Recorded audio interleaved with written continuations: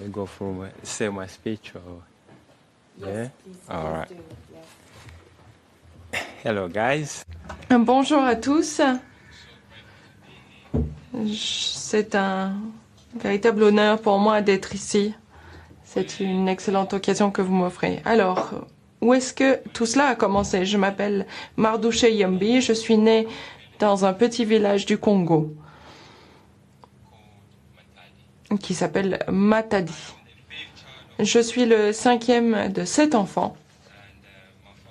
Et mon père était pasteur et travaillait également au marché. Il tenait un petit stand où il vendait des vêtements. Ma mère était une femme au foyer et à l'âge de 8 ans, ma mère est décédée un peu de temps après avoir donné le jour au 8e enfant de la famille qui malheureusement est également décédé. Comme j'étais l'un des plus jeunes des 7 enfants à l'époque, le mari de ma tante vivait en Angleterre et elle a proposé de m'emmener en Angleterre pour que j'ai un meilleur avenir. Donc je suis partie de Matadi au Congo pour me retrouver à Londres en plein hiver. Nous n'avions pas de veste, il faisait froid. Et je me suis demandé pourquoi ces personnes vivaient dans le réfrigérateur. J'ai retrouvé mon oncle qui nous a emmenés dans le petit appartement où il vivait. Peu de temps après mon arrivée, j'ai commencé à aller à l'école primaire, jouer au football avec un projet pour la jeunesse du quartier. Tout allait très bien, je me sentais bien, je commençais à me faire des amis. La femme de mon oncle, qui était venue avec moi, a commencé à faire des rêves. Elle a rêvé qu'un esprit la poursuivait.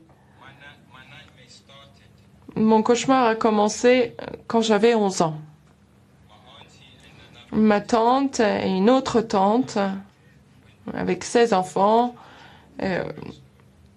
nous ont tous emmenés à l'église à Brixton et nous avons rencontré le pasteur et il m'a demandé si je dormais bien, comment je dormais. Je lui ai dit que je faisais parfois des cauchemars, mais que parfois je faisais des rêves agréables et que parfois je ne faisais pas de rêves du tout. Après avoir parlé avec ma tante, le pasteur m'a demandé ce qu'était un kindoki. Et je savais ce que c'était parce que je revenais du Congo. Et il m'a dit, vous êtes en train de devenir kindoki. Et à ce moment-là, mon corps tout entier s'est figé. J'étais complètement bloquée. Je ne pouvais plus rien faire. Et tout s'est empiré. Je me souviens, je suis rentrée avec mes 2 tantes et leurs enfants. Elles ne voulaient plus m'adresser la parole. J'étais complètement seule, en fait. Et ils ont décidé de me renvoyer en Afrique pour essayer de trouver de l'aide parce qu'ils m'ont dit que je ne trouverais pas l'aide dont j'avais besoin en Angleterre. Dans la vie kindoki, j'étais un chef, j'avais une famille, des enfants et donc il serait difficile pour moi de trouver de l'aide en Angleterre. Ils ont fait un courrier pour que je puisse m'absenter de l'école. Ils m'ont retiré de l'école et mon enseignant a été informé. On leur a expliqué ce qu'était le kindoki, etc. Et mon enseignante, maintenant institutrice, m'a dit « Je ne comprends pas.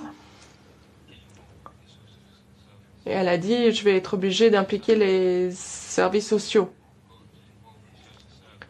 Donc, les services sociaux ont décidé de ne pas me renvoyer à cause de mes problèmes de santé.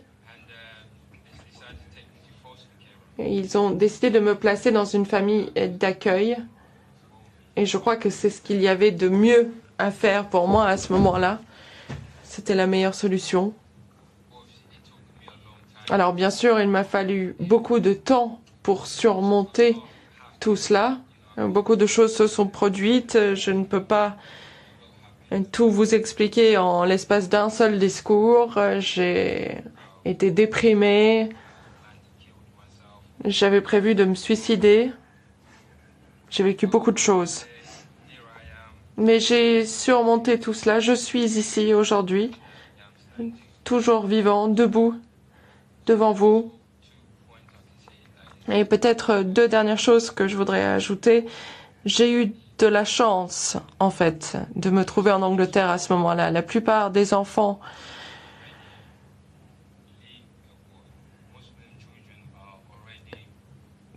de ces enfants naissent dans cet environnement qui est déjà difficile.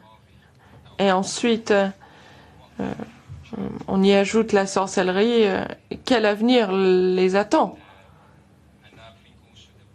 Et je crois que les pasteurs ont beaucoup trop de pouvoir et en abusent. Merci.